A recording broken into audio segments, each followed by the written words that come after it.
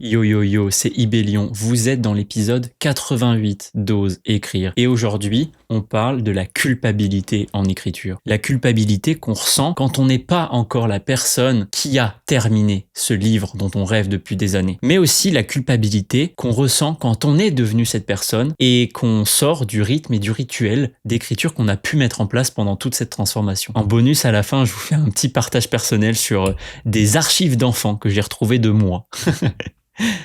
Je vous souhaite une très bonne écoute et je vous dis à très très vite. Moi, c'est Sam, Ibélion de mon nom de plume. Je suis écrivain, coach et j'accompagne celles et ceux qui veulent renouer avec leur rêve d'écriture. T'écoutes un podcast dont l'intention est simple, te donner inspiration, outils, motivation, discipline, bref, tout ce qui peut te permettre d'oser écrire. En gros, c'est un peu dans le titre quoi, ose écrire. Coucou les amis, j'espère que vous allez bien. Bienvenue dans ce nouveau décor de moi. Voilà, vous pouvez le voir. Est-ce que ça se voit qu'on va parler d'écriture et de livres? Il n'y a quasiment que ça derrière moi. Il n'y a quasiment que ça, en plus de plein de petits éléments de décor qui me rappellent à la fois Ose écrire, parce que bon, vous pouvez voir à la fois le magazine ici, le poster ici de deux des premiers personnages. Vous pouvez voir aussi les figurines quelque part. Vous pouvez voir des références à mon premier livre. Il y a mon premier livre. Il y a aussi des petits tableaux là au-dessus. Bref, il y a plein de choses. Il y a des Pokémon. Voilà. Bref, il y a plein de choses. Il y a plein de choses. Je suis un adepte. Avant de rentrer dans le podcast et dans l'écriture, j'ai un sujet à vous partager aujourd'hui. Enfin, j'en ai plein en fait. Mais je fais ce petit partage. Il y a un peu, j'ai remarqué qu'il y avait deux types de personnes. Alors, je vais volontairement être manichéen et puis après, on se place sur le spectre comme on veut. Hein. C'est comme architecte et jardinier. J'ai remarqué qu'il y avait des gens qui aimaient bien les décos extrêmement minimalistes. Vous voyez, genre sobre, gris, blanc, noir un peu mat, bref, vous voyez très bien cette DA. À l'opposé, il y a un peu je dirais genre le fourre-tout, tu vois, genre il y a plein de trucs, plein de couleurs, plein d'éléments qui créent une espèce d'harmonie désharmonieuse. Je sais pas si tu vois ce que je veux dire. Il y a comme si tout avait une place, mais qu'il y avait une sorte de désordre qui crée un sentiment un peu étrange. Moi, je suis de cette team-là, moi. Moi, j'aime que quand on rentre dans une pièce, on puisse savoir que c'est chez moi. Je trouve ça trop cool d'avoir plein de petits éléments disposés partout dans la recherche d'une harmonie plus globale, que ce soit une DA globale de là où tu habites ou la DA de la pièce, enfin bref, voilà. Mais j'aime bien qu'il y ait plein de petits éléments comme ça qui rappellent toujours qui tu es, de par les expériences, de par le vécu, de par les accomplissements, bref, tout ça. Je trouve ça super cool et j'adore toujours, quand j'accueille des gens chez moi, pouvoir m'arrêter sur plein de petits objets ou pouvoir tout simplement m'arrêter sur les objets qui interpellent la personne. Parce que ça lance des sujets de discussion toujours très intéressants. Et je trouve ça trop cool.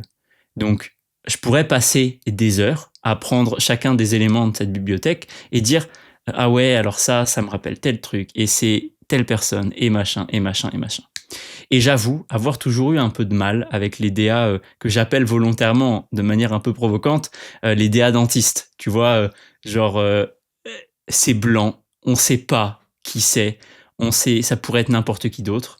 Et j'admire quelque part le côté très sobre et très épuré et très propre et très calme et très serein que dégage ce genre d'ambiance, mais je trouve ça terriblement impersonnel. Et en fait, je parle de ça, mais ça reflète aussi très bien ce que je pense sur l'écriture. Je pense que l'écriture, c'est beaucoup cette première type de déco. Tu vois, ce côté patchwork de tout ce qu'est l'auteur.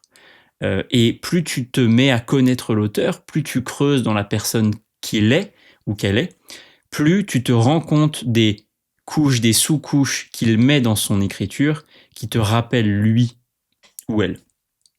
Et j'adore ça dans l'écriture. Ce côté très profond, ce côté très découverte, ce côté exploration de l'unicité de l'auteur. Je trouve ça génial. j'encourage tous les auteurs à prendre cette voie-là. Et en fait, au-delà d'encourager, je n'accompagne que des auteurs qui sont sur cette voie-là et qui ont pour vocation et pour rêve d'explorer ces contrées-là, malgré toutes les peurs, blocages, barrières qu'ils peuvent rencontrer sur leur chemin. Bref, voilà cette petite parenthèse de quand même 5 minutes sur ce qu'est une décoration, mais quelque part, ça en dit probablement aussi beaucoup sur la manière qu'on a d'adresser les autres domaines de vie, hein. Tout est transverse peut-être. Voilà. Je vous laisserai me dire en commentaire ça, je le fais pas assez ça. De vous demander de me partager en commentaire ce que vous pouvez penser de l'épisode, de me faire des retours, alors en commentaire ou en privé, en fonction, comme vous voulez. Mais voilà, de mettre aussi des petites appréciations, des petits pouces bleus, comme on disait à l'époque, des petits likes, des petites 5 étoiles sur les plateformes qui le permettent de podcast. Bref, voilà. Merci si vous prenez ce temps-là. C'est extrêmement important pour moi. Ça compte beaucoup. Et au-delà de ça, ça permet aussi de véhiculer le message plus loin. Et c'est beau. Voilà. Peut-être que votre like ou votre note permettra à quelqu'un d'autre de se mettre à écrire. Et ça, c'est magnifique. Voilà. Donc merci d'avance pour ceux qui le feront. Quels sujets vont nous occuper aujourd'hui ? Vous le savez, dans l'épisode... Attendez, hop, spoiler. Enfin, spoiler, plutôt suspense. Je prends un peu de café. Qu'est-ce qu'il est bon ? Vous le savez, j'ai déménagé. Donc, j'ai clôturé une page, des pages même. Il y avait tellement de choses écrites sur cette page que c'est quasiment un bouquin que j'ai fermé. Cela a provoqué quelques anomalies dans mon emploi du temps. J'ai passé beaucoup de temps, énormément d'énergie, à faire des cartons, défaire des cartons. Je commence à peine à toucher terre là, après quasiment une semaine, et à me dire, ok, je peux réallouer le temps que j'avais forcément alloué au déménagement à autre chose. Me voilà donc dans un mood assez étrange, tu vois, où en fait tu te retrouves avec du temps que tu n'avais plus. Et donc, ça m'a donné envie de parler de la culpabilité d'écrire, de pas écrire, bref, de la culpabilité qu'on peut ressentir sur le chemin d'écriture. Pourquoi c'est intéressant ? Et pourquoi, au-delà de moi, je trouve que c'est un sujet qu'il est important de creuser ? C'est intéressant parce que c'est toujours cette recherche d'équilibre dans le temps qu'on alloue à ce qu'on aime et ce qu'on est obligé de faire dans la vie. Je le répète très souvent, mais la vie est globalement composée de 2 types de temps. Le temps impératif, celui auquel vous ne pouvez pas déroger, dans lequel on peut ranger le travail, la famille, avec dedans les enfants, le partenaire, les animaux, bref, tout ça. Et, à mon sens, la santé. Bien manger, bien dormir, faire du sport, être en bonne santé globale. Et à côté de ça, il y a le temps libre, celui où il est de notre responsabilité de l'allouer. Alors, la vie est la vie. On ne va pas lui demander en plus de ça d'être juste envers tout le monde, elle est juste la vie. Évidemment, chacun a du temps libre à la hauteur de ses impératifs. C'est pour ça, d'ailleurs, que la plupart des méthodes secrètes ou des méthodes miracles qu'on vous vend ou qu'on vous partage ne peuvent ne pas fonctionner pour vous. Parce qu'elles sont dépendantes au temps libre de la personne qui les a créées et qui l'applique sur soi-même. Si tant est que la personne partage une méthode qui a marché avec elle. Bref. C'est pour ça que la démarche de trouver son rythme d'auteur, son rituel d'auteur, sa routine d'auteur, sa discipline d'auteur, mettez le mot qui vous parle le plus et qui vous fait moins peur, est un enjeu extrêmement personnel et extrêmement humain. Tout simplement.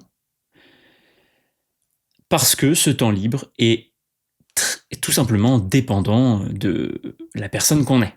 Voilà. Une fois qu'on a dit ça, il est important de réussir à avancer sur ce temps libre de la manière la plus congruente avec les rêves qu'on a d'accomplir. Je l'ai souvent répété, congruence, action, rêve, réalité, tout ça. Vous commencez à connaître l'animal qui vous a répété ça des dizaines de fois depuis le début. Bientôt, je pourrais dire des centaines de fois quand on arrivera à 101 épisodes. Je pourrais dire que j'ai fait des centaines d'épisodes. J'arrondis au supérieur, quoi. Bref, cela étant dit. Il y a un premier niveau de culpabilité qui est celui de la frustration du temps impératif. Ça peut prendre plusieurs formes. C'est par exemple avoir cette sensation de perdre son temps en faisant par exemple le travail qui permet de nous nourrir ou de payer nos factures. Ça peut être le sentiment de culpabilité de prendre soin de soi, donc par exemple de se coucher tôt parce qu'on est fatigué, de s'autoriser une pause Netflix parce qu'on a besoin de se détendre, de prendre le temps de se faire bien à manger parce qu'on a besoin de se sentir bien dans son corps, de prendre le temps de faire du sport, alors qu'on pourrait écrire. Ça peut aussi venir, et alors bon, ça c'est une culpabilité que moi je connais pas parce que j'ai pas d'enfant, mais ça peut aussi être celle de dire, bon bah là malheureusement ou heureusement, je dois m'occuper de mes enfants. Bon. Cette culpabilité, il est vraiment important de se rendre compte que ce sont des impératifs auxquels vous ne pourrez pas déroger. Parce qu'ils sont importants pour vous, parce qu'ils sont impératifs tout simplement. Et c'est important, et je vous invite à travailler sur ces impératifs et la culpabilité qui peut l'entourer, en vous disant, de toute manière, ces impératifs, je ne pourrais pas y déroger, je dois composer avec, j'ai envie de composer avec. Ce qui m'intéresse, c'est tout le temps qu'on a autour. Vient ensuite, une fois qu'on a bien séparé impératif et temps libre, un deuxième niveau de culpabilité qui est... En fait, il y en a plusieurs, donc c'est difficile. Est-ce que je vous les liste tous d'abord ou est-ce que je les prends un par un? Non, je vais d'abord tous les lister pour être sûr de ne pas en oublier. Donc, déjà le premier que je disais, la culpabilité, quand on décorrèle pas suffisamment l'impératif et le libre. Le deuxième, c'est quand, une fois qu'on a identifié ça, on trouve que l'impératif prend trop de place sur le libre. Évidemment, on en a parlé d'ailleurs dans l'épisode avec Anaël, il y a toujours des variances. Les temps ne sont pas exacts tout le temps et parfaitement. Donc, c'est toujours bien quand on se projette et quand on imagine la répartition de notre temps de ne combler que 80% de nos temps. Ça nous laisse 20% de gestion des crises, qu'elles soient impératives ou libres. Il y a donc cette culpabilité qu'on peut avoir quand on passe trop de temps dans l'impératif et pas assez dans le libre. À l'inverse, il y a cette culpabilité de passer trop de temps dans le libre et pas assez dans les impératifs. Ça, c'est vraiment purement, je dirais, organisationnel. Et ensuite, tu as les culpabilités de fin de parcours. Alors, je dis de fin de parcours, mais en vérité, je dirais plutôt de personne qui se met en mouvement et qui commence à avoir son rythme comme ça, son bon rythme. Là peut venir une culpabilité de « Ah mince, je déroge à ce rythme ». Je déroge à ce rythme d'un côté ou de l'autre, c'est-à-dire je l'accélère et donc je passe plus de temps à écrire ou je le ralentis et je passe moins de temps à écrire. Voilà tous les niveaux de culpabilité. Une fois que je vous ai dit ça, comment je peux vous aider? Déjà, la première chose, c'est que c'est bien de le verbaliser. Parce que quand on met des mots sur ces culpabilités, on les ressent beaucoup moins. On se sent beaucoup plus à l'aise avec le fait qu'elles existent. C'est aussi pour ça que je vous les partage, pour vous dire, vous n'êtes pas tout seul à les ressentir. Et c'est tout à fait normal de les ressentir. Si vous les ressentez pas, tant mieux. Si vous les ressentez, no problem. It's okay. Et vous n'êtes vraiment pas tout seul. On passe tous par là. Et c'est très important de les verbaliser, de dire Ok, là, je me sens coupable de faire ci ou faire ça et pas ça. Là, je me sens coupable de faire l'inverse et pas l'inverse. Bref, c'est important de le verbaliser. Une fois qu'on les a verbalisés, c'est intéressant. Alors, évidemment, je suis dans une démarche très coaching, c'est-à-dire d'aller identifier purement et simplement, parce que c'est important, d'aller identifier vraiment la racine de la naissance de ces ou de cette culpabilité. Et donc, derrière cette culpabilité, il y a quoi? À ton avis, d'où elle vient? Coupable de quoi par rapport à quoi? Tu vois, déjà, d'aller creuser et d'aller identifier un peu plus la naissance. Là, je peux citer l'exemple, c'est quand je passe du temps à écrire, je me dis non mais merde, en fait, il y a des choses plus importantes qui te permettent de vivre. Tu devrais te concentrer sur ça plutôt que sur ton rêve d'écrire un livre qui, au final, ne te rapportera rien. Bon. Et là, je me sens obligé de faire une parenthèse parce que celle-là, c'est peut-être celle que je rencontre le plus souvent. Et ça rejoint la thématique du coût. Il y a plein de choses qu'on peut mesurer par ce qu'elles nous rapportent ou ce qu'elles nous coûtent. Et c'est très facile parce qu'on le voit sur notre compte en banque. Et il y a toutes les choses dont les effets et les ramifications ne se voient pas sur le compte en banque. Et c'est extrêmement important de faire attention à ce qu'on ne voit pas. Parce que si ce livre est vraiment extrêmement important pour toi, s'il porte une intention personnelle hyper profonde, un vrai accomplissement, une vraie transformation, une vraie guérison, bref, imagine toute l'énergie, la confiance, l'estime, la fierté, la force, imagine tout ce que ça va te permettre de développer une fois que ça sera fait. Les effets induits pourront être probablement des trucs gigapalpables sur un compte en banque si on reprend cet exemple-là. C'est des effets induits. Et on est obligé de s'en détacher pour embrasser pleinement ce processus d'écriture. Ça rend la question plus compliquée, en tout cas plus challengeante, parce qu'il y a une démarche de lâcher prise. Mais je reviendrai toujours à cet exemple-là, le mien, celui que je connais le plus. Je pourrais aussi partager l'exemple d'Anaïs, mais elle vous le dira mieux que moi. Elle l'a déjà un petit peu partagé sur son Insta et on va faire en sorte qu'elle puisse partager son message plus largement. D'ailleurs, encore une fois, bravo Anaïs, je sais que tu m'écoutes. Mon exemple à moi, c'est que le jour où je me mets à écrire mon premier livre, oui, je passe de facto moins de temps à faire des choses qui pourraient me rapporter de l'argent. Donc, en quelque sorte, je perds du temps. C'était grandement sous-estimé le virage de vie que m'a permis de faire cette finalité du livre. Quand je l'ai, et je le répète parce que vraiment, c'est ça en fait. Quand je l'ai tenu dans les mains, je me suis rendu compte que tout était possible si ce rêve-là l'était. Ça m'a donné envie et ça m'a donné le courage de démissionner. Ça m'a donné envie et ça m'a donné le courage de m'inscrire en formation de coaching.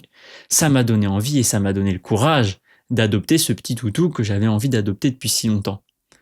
Tout ça n'aurait pas été possible si je n'avais pas travaillé cette culpabilité de me dire « Sam, tu fais pas quelque chose d'utile. » Voilà.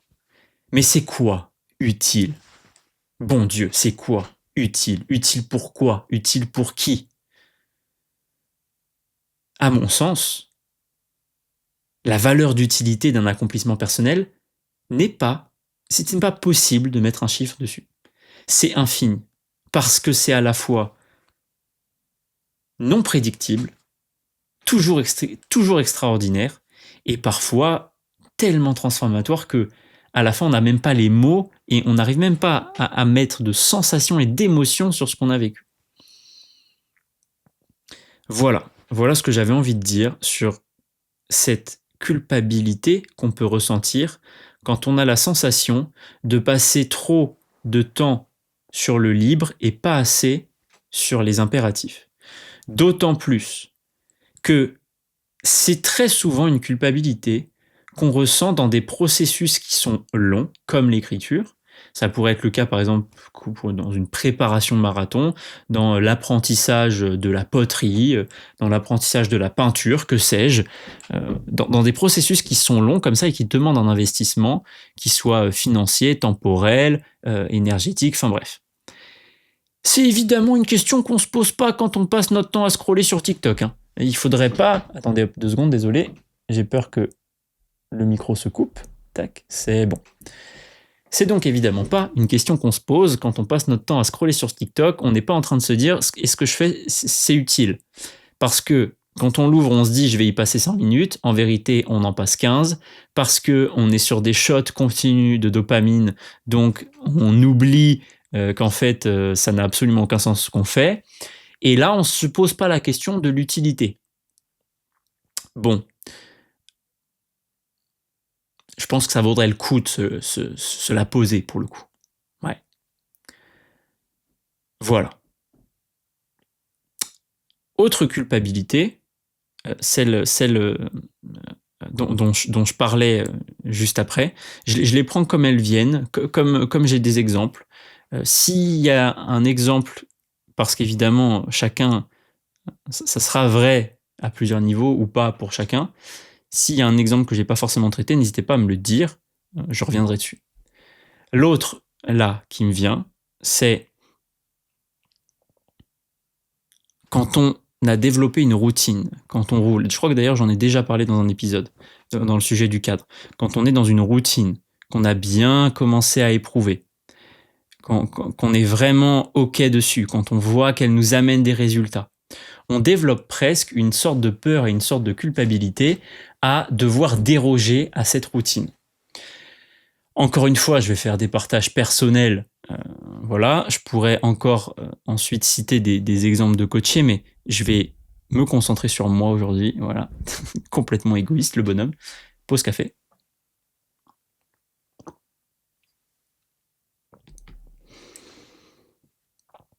Par exemple, quand je me suis mis au début, quand j'étais un homme brindille qui faisait même pas 60 kilos pour 1m86. Vous voyez un phasme? Voilà. Je me sentais pas bien dans mon corps, je me suis mis à la muscu. Ok.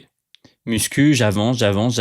En 1 an et demi, quasiment peut-être 2 ans, je sais pas, peut-être même moins que ça, je pense. Ça fait longtemps maintenant, donc je perds les temporalités, mais je prends globalement 15 kilos.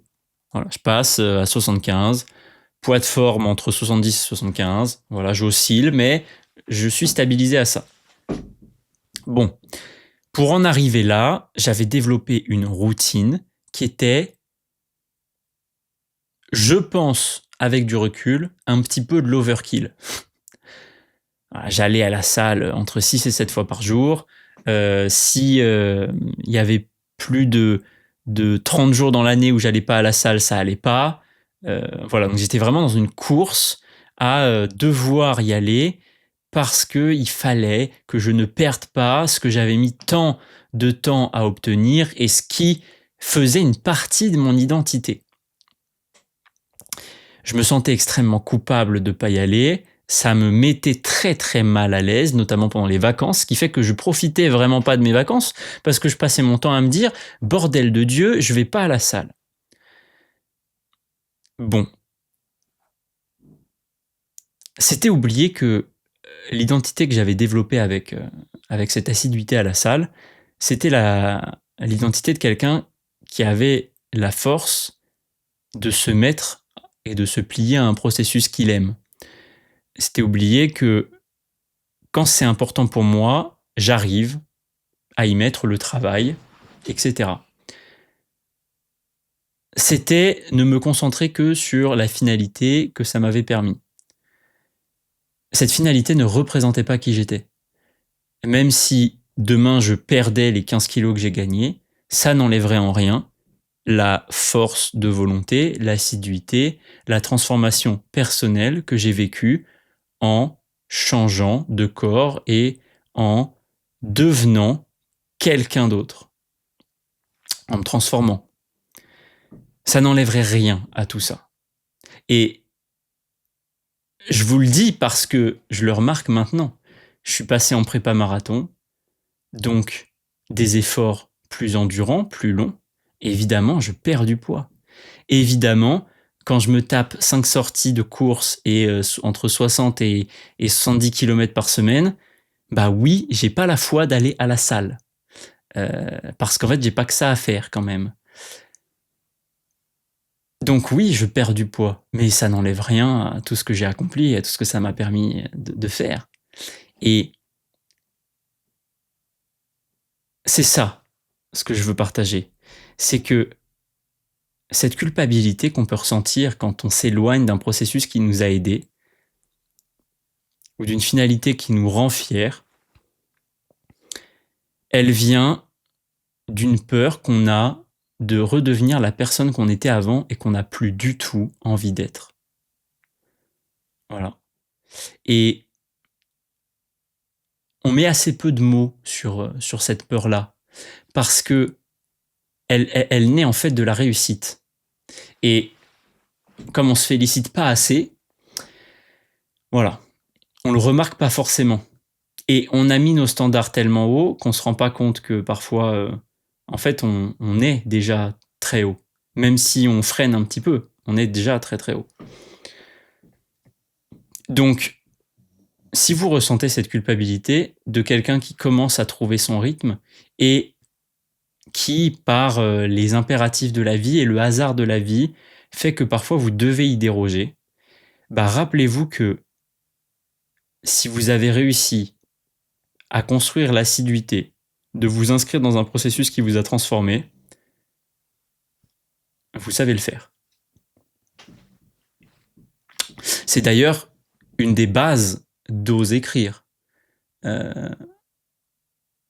Je n'aurais jamais développé Ose écrire si je ne m'étais pas astreint à cette assiduité avec le sport. J'ai compris comment fonctionnait l'écriture quand j'ai compris, enfin mon écriture, pardon, quand j'ai compris comment fonctionnait mon rapport au sport. En fait, à un moment, je me suis dit, ok, bon, Sam, à un moment, tu avais le rêve de changer de corps. Là, maintenant, tu as le rêve d'écrire un livre. Tu procrastines, tu n'avances pas, tu fais des choses à moitié. Bon, bah tout simplement, applique ce que tu as fait pour le sport à l'écriture. Et en fait, là, j'ai retrouvé les similitudes. J'ai retrouvé le fait que l'assiduité et donc un quota par semaine me permettait de tenir parce que je me disais à la fin de la semaine 100% d'assiduité, mon Sam. Dans le sport, c'était une moyenne de 6 séances par semaine sur une année. Dans l'écriture, quand je suis dans mon processus, c'est écrire tous les jours, y passer au moins 5 minutes. Voilà. Si j'ai pas le temps, j'écris une phrase. Peut-être que j'écrirai que 10 mots, mais win streak continue. Voilà. Donc, je me suis éloigné du sujet. Mais ce que je voulais dire, c'est que si je devais résumer ma pensée, le parallèle, je ferme cette parenthèse, le parallèle entre le sport et l'écriture te ramène à ta discipline, ton rythme et ton rituel. Tu verras que les drivers qui te permettent de te connecter à ton amour de l'écriture sont les mêmes drivers qui te permettent de te connecter à, je sais pas, ton amour du sport quand tu t'y es mis sérieusement. Cette notion d'ancrage progressif d'un rythme, elle fonctionne de la même manière quel que soit le projet. Si je prends une prépa marathon sur 6 mois et écrire un livre sur 6 mois, les drivers et les forces qui vont me connecter à la réussite de l'un et à la réussite de l'autre seront peu ou prou les mêmes. Je reprends mon exemple. Moi, c'est la win streak et donc une assiduité à 100%. Voilà. C'est ça qui fait que le matin, je me lève en me disant « Putain, yes, je vais être encore à 100% aujourd'hui d'assiduité. » Voilà. Ça peut être d'autres métriques. Là, on tombe dans le domaine personnel de comment je me connecte à mon amour de l'écriture et comment j'ancre progressivement et comment je trouve ma posture et mon rythme d'auteur. Parenthèse mis à part. Ce fonctionnement est donc très transverse, quels que soient les domaines. Et quand vous vous mettez à ressentir cette culpabilité de dire « Merde, je vais devoir là pendant quelques temps m'éloigner de ce processus », n'oubliez pas que vous avez réussi à le développer. Il n'y a donc absolument aucune culpabilité à avoir. Vous avez eu la force de le déjà faire une fois, vous aurez la force de le refaire une seconde fois, et surtout, ça n'enlève en rien la valeur de la personne transformée que vous avez été. Vous ne reviendrez pas à la case départ. Jamais. Voilà. Je pense que ça peut être ça, la conclusion. C'est que cette culpabilité qu'on ressent quand on s'inscrit plus dans un processus ou quand on sent qu'on décroche, c'est parce qu'on a profondément peur de redevenir la personne qu'on ne tolère plus être. Et verbalisons-le en fait. Voilà. Je ne tolère plus d'être le Sam qui ne prenait pas soin de son corps et qui était incapable d'écrire des livres. Bon. Et donc, comme je le tolère plus et comme je l'ai déjà vécu, quelque part, oui, c'est ok de parfois décrocher du processus. Voilà. J'avais jamais vraiment mis de mots sur cette peur de redevenir la personne qu'on n'a plus envie d'être. C'est vrai que c'est terrifiant, mais je pense vraiment que ce changement de posture et de la personne qu'on est, c'est toujours des transformations qui sont très profondes et on retombe pas dans la personne qu'on était avant. Quand on arrive à... Alors évidemment, c'est ce que je disais, c'est quand on ancre ce processus dans le temps et qu'on commence à l'éprouver et qui commence à faire partie de notre identité et de notre posture. Et je dirais que le processus nous aide à changer notre identité, mais notre identité n'est pas le processus. Distinction extrêmement importante. Et là, je viens de clarifier exactement ma pensée. Désolé de ne pas l'avoir fait avant, il m'a fallu 20 minutes pour arriver à cette phrase extrêmement importante. Ça demande une assiduité, une discipline, un rythme de se transformer et d'ancrer chez nous une nouvelle identité, celle qu'on a profondément envie d'être. Néanmoins, l'identité qu'on développe, la transformation qu'on développe avec ce processus, ce rythme, cette posture, n'est pas corrélée au fait qu'on maintienne ce rythme. Ah, j'aime bien ça. Ça, j'aime beaucoup. J'aime vraiment, vraiment, vraiment beaucoup. C'est une autre manière finalement de partager l'important, c'est le chemin, pas la destination. C'est une manière un peu plus tordue de le partager. Parce que c'est tous les petits pas qu'on fait sur le chemin qui nous permettent de développer cette identité. Et une fois qu'on a cette identité, elle est plus corrélée au chemin qu'on a parcouru. Donc on peut... ça serait l'équivalent de, en fait, monter des marches et arrêter de monter ne veut pas dire qu'on redescend. Oh, c'est une belle métaphore ça. Et donc on peut parfois, pendant une semaine, se déconnecter du processus. Et on peut se remettre à marcher et donc continuer à se transformer. Ça rejoint aussi cette posture que je partage souvent qui est « Ok, vous avez envie de devenir une personne différente. Assumez que vous ne l'êtes pas aujourd'hui et ne soyez pas trop dur avec vous. Vous ne l'êtes pas aujourd'hui, mais is ok. Par contre, ce qui n'est pas ok, c'est de se dire tant pis, je la suis pas, donc je la serai jamais et j'abandonne tout. Non. Qu'est-ce que j'ai besoin de faire aujourd'hui pour avancer vers cette version de moi que j'ai envie d'être ? Voilà. Commençons à monter les marches. Rapprochons-nous de la version qu'on a envie d'être de nous-mêmes. Donc, voilà, paf, autre niveau de culpabilité. Ne vous sentez pas coupable de ne pas être la version que vous avez envie d'être encore aujourd'hui. Et une fois que vous l'êtes, ne vous sentez pas coupable de vous arrêter parce que vous ne redeviendrez pas la personne que vous étiez. Ah, c'est beau, j'aime bien dit comme ça. J'aime bien dit comme ça. Ouais. Putain, c'est cool parce que je voulais parler de la culpabilité, mais je savais pas vraiment où j'allais avec ce sujet. Et là, ça devient beaucoup plus clair dans ma tête. Putain, c'est cool. Vive ces podcasts complètement faits à l'instinct et comme ça, là. Putain, c'est magnifique. C'est magnifique. C'est magnifique. Et en fait, attends, mais je suis en train de me rendre compte que ce que je viens de partager juste avant, ça boucle vraiment tous les niveaux de culpabilité. Il faudrait que je fasse en fait j'ai très envie de faire plutôt un schéma qui résumerait ça. Et je pense que l'analogie des marches, elle est extrêmement puissante. Euh, donc, t'es dans la culpabilité de ne pas être encore la version que tu as envie d'être. Cette culpabilité t'empêche de faire le petit pas aujourd'hui qui te permet d'aller la devenir. Et donc là, quelque part, tu fais, bon bah, j'abandonne. En travaillant sur cette culpabilité-là, tu arrives à débloquer ce premier petit pas qui te permet de rejoindre cette personne que tu as envie d'être. Ok. Là, sur le chemin, évidemment, tu te retrouveras confronté à la culpabilité de passer trop de temps sur tes impératifs ou sur ton temps libre, etc., tout ce que j'ai développé un petit peu avant. Une fois que tu arrives à la personne que tu as envie d'être, bah là maintenant tu peux te sentir coupable de plus faire les pas quotidiens qui t'ont permis de la devenir. C'est oublier que tu es devenu la personne que tu avais envie d'être. Et que ce stopper-là ne te fait pas reculer, ne te fait pas redevenir la personne que tu étais avant. Donc cette culpabilité que tu ressens de ralentir et donc cette peur que tu peux avoir de redevenir la personne que tu étais, en fait, non. Voilà. L'analogie des marches nous montre que tu ne vas pas reculer. Voilà. Tu vas juste ralentir ta montée quelque part. Et libre à toi ensuite, pof, de repartir vers la nouvelle personne que tu as toujours envie de devenir. Voilà. Voilà. C'est bon. J'ai réussi à résumer ce que j'avais envie de partager. Je pourrais m'arrêter là, mais je vous fais un dernier partage parce que ça me fait mourir de rire. Donc là, on va partir sur une partie plus légère du podcast.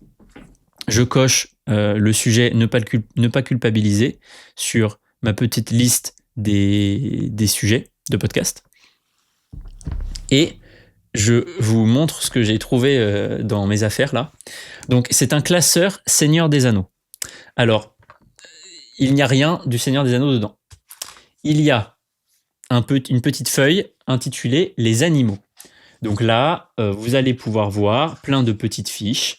Le guépard, le puma, le lynx, bref, le tigre, il y a tout. Je ne sais pas si je vais réussir à vous le montrer, mais voilà. Je ne sais pas si la mise au point va se faire. Bref, pour chacun des animaux, il y a à chaque fois le nom latin. Pour le guépard, Acinonyx jubatus. Il y a la famille, les félidés, la taille, 1,20 m, le poids, 60 kg, le cri, un miaulement, le lieu de vie, la savane d'Afrique et de l'ouest de l'Asie, la longévité, 12 ans, bon voilà.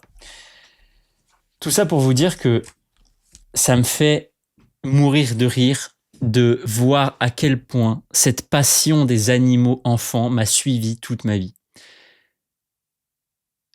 Dans tous les bouquins que j'écris, il y a toujours des animaux quelque part. Et je trouve ça génial. Quand je retombe sur ces classeurs d'enfants, je me dis putain, mais en fait, je portais ça en moi depuis tellement longtemps, quoi. C'est un truc de fou. Ça me rappelle toujours ce côté quand tu te demandes ce par quoi tu pourrais être passionné adulte, tourne-toi vers ce que tu faisais enfant, tu vois. Et là vient la partie plus intéressante encore. Donc il y a un nouvel onglet, les monstres. Et alors là, c'est exceptionnel parce qu'en fait, il y a, pardon pour le bruit du classeur, il y a tout un tas de fiches de monstres que j'ai inventées. Et putain, j'ai envie d'en faire quelque chose. Mais je peux... Putain, c'est vrai, c'est vraiment incroyable. Voilà, je vous montre par exemple le le brouillatard. Voilà, alors je sais pas si vous verrez bien. Attendez, je vais essayer. Ouais. Voilà. Vous voyez le brouillatard? Alors, si je devais le décrire à ceux qui n'ont pas l'image, il ressemble vaguement à une espèce de koala avec des griffes et un air méchant. Et il a une longue queue avec au bout un bout plat, comme s'il avait un œil sur la queue. C'est hyper dur à définir. Mais bref, dites-vous bien, parce que là, vous vous dites, avec ce que je vous ai dit, le brouillatard est probablement un petit monstre. Pas du tout. Il fait entre 1 et 1,80 m. Il pèse 3 à 4 tonnes. Je ne sais pas si vous vous imaginez la taille du bestiau. Il hurle. Ce qu'il mange. Des éléphants, des girafes, des baleines, des orques et des ours. Ça me fait mourir de rire, putain. Il vit 20 ans dans la mer et en Afrique du Sud. Et, oh putain, il est très bon nageur et il sprint en plus. Et il appartient à la famille des Conatyrus et c'est un Conaritoun plutatoun. Voilà. Je leur inventais des noms latins aussi. C'est exceptionnel. C'est exceptionnel. Et ça, vous voyez, quand je vois ça là, et dire qu'à un moment de ma vie, je me suis dit que j'étais pas créatif. Et putain de bordel de Dieu, hein. J'aurais dû rouvrir ce classeur, regarder le brouillatard et la vingtaine de monstres qu'il y a après, et de me dire non mais Sam, en vrai tu déconnes. Arrête de te cacher derrière tu n'es pas créatif, tu es créatif. Ton sujet de non-créativité cache à l'inverse un grand sentiment d'illégitimité, de peur de réussir, de peur d'échouer, de peur du regard des autres. Putain de bordel de Dieu, ose le regarder en face et arrête de te cacher derrière je ne suis pas créatif. C'est incroyable quand même d'oser dire que j'étais pas créatif quand je vois ces trucs-là. Parce qu'il y en a d'autres, des Conaritus. Hein. Voilà, il y a par exemple le Singapotur. Alors, le Singapotur est une espèce de serpent avec une queue hyper dentelée. Je vous le montre à la caméra et je ne peux pas vous le décrire vraiment, vraiment plus que ça parce que c'est très très particulier. Voilà. Et je pourrais, il y en a tellement. Il y a le Turaturipitatukuri. C'est incroyable. Le loup avec 3 U, le loup parataka. Alors le loup parataka, alors lui, il faut vraiment que je vous le montre parce qu'en fait, il a une tête d'éléphant, mais un espèce de corps de serpent puisqu'il a 5 pattes, enfin 10 pattes du coup, 5 rangées de pattes plutôt. Donc voilà, vous pouvez le voir. Voilà, il est magnifique. C'est le loup parataka. Voilà. Et il y en a plein comme ça. Il y en a plein, c'est absolument exceptionnel. Voilà, il y en a aussi qui sont moins inventifs. Par exemple, il y a le rhinodile. C'est littéralement un crocodile avec une tête de rhinocéros. Et il est d'ailleurs de la famille des transformites. Voilà. C'est incroyable. Le glougloumat. Le sikapoukan. Ah oui, putain, ça c'est attention, le nom. L'explose tout. L'explose tout. Il ressemble à une espèce de phacochère, mais il a 4 ailes. 2 sur la tête, 2 sur le cul, et une énorme corne avec d'autres cornes sur cette corne. Et 6 pattes. Voilà. Voilà. L'explose tout. Vous voyez, je sais pas, en fait,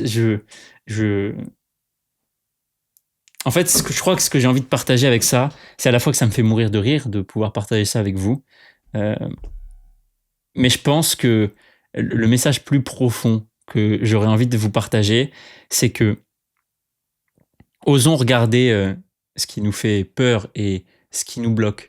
Osons le verbaliser, osons en parler, parce que c'est comme ça qu'on va mettre le doigt sur les vrais problèmes. C'est comme ça qu'on va mettre le doigt sur des moments de vie, des actions, des accomplissements qui nous prouvent que ce derrière quoi on se cache, c'est pas vraiment le vrai problème.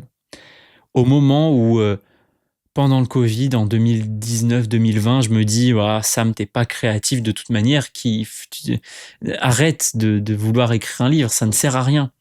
Et je pense que si j'avais eu le courage à l'époque d'en parler, Alors évidemment, je ne regrette rien. Je vous fais une parenthèse sur ça, mais vraiment le chemin que j'ai parcouru et celui qui m'a amené ici, je suis très content de ce chemin. Je l'échangerais pour rien au monde. Et si c'était à refaire, je ferais exactement la même chose. Mais ce que je peux partager quand même, c'est que si à l'époque j'avais eu le courage de partager à quelqu'un, en fait j'ai l'impression de ne pas être créatif, et qui m'avait aidé à creuser sur, ok, mais qu'est-ce qui te fait dire que tu n'es pas créatif? Et à l'inverse, à quel moment dans ta vie tu as quand même été créatif? Pourquoi tu dis tu l'as jamais été? Et j'aurais partagé ces moments où je créais des monstres, ces moments où j'inventais des histoires avec mes Bionicles, avec mes Playmobil, mes Lego, mes Capla, bref, tout ça. Et là, j'aurais peut-être eu une prise de conscience beaucoup plus tôt de me dire, ah non, mais en fait, je suis créatif. Je crois que le vrai problème, c'est que je me sens pas légitime d'écrire. Et j'ai l'impression d'être un imposteur. Ah ouais. Et ouais, mon Sam. Ouais. Voilà. Voilà le message que j'aurais envie de vous partager. Osez parler de ce qui vous bloque. Euh, et, et alors forcément, j'ai envie de dire que je prêche pour ma paroisse, mais venez en parler à un coach qui vous questionnera sur les mots que vous utilisez et vos croyances limitantes pour aller déterrer vos forces, vos leviers pour devenir la personne que vous avez profondément envie de devenir. Et qui est au fond de vous, parce que c'est qu'une histoire de petits pas, finalement. Voilà, voilà. Bref, il y a ces monstres. J'ai aussi retrouvé, mais je vous en parlerai plus tard, un magnifique guide du maître dragon qui nous explique vraiment comment adopter un dragon, dans quel environnement l'accueillir, quel type de dragon adopter, comment le transporter, comment le nourrir, comment le choyer. Bref, un vrai guide pratique du dragon. Et ça, encore une fois, je trouve que c'est absolument fantastique parce que il y a des mecs qui, à un moment, pour écrire ce livre, se sont mis autour d'une table et ont dit, OK, comment on fait pour s'occuper d'un dragon? J'adore. Bref, je vous souhaite une très bonne journée, soirée, goûter, tout ce que vous voulez. Je vous dis à très vite. Voilà. Des bisous les copains, des bisous les copines.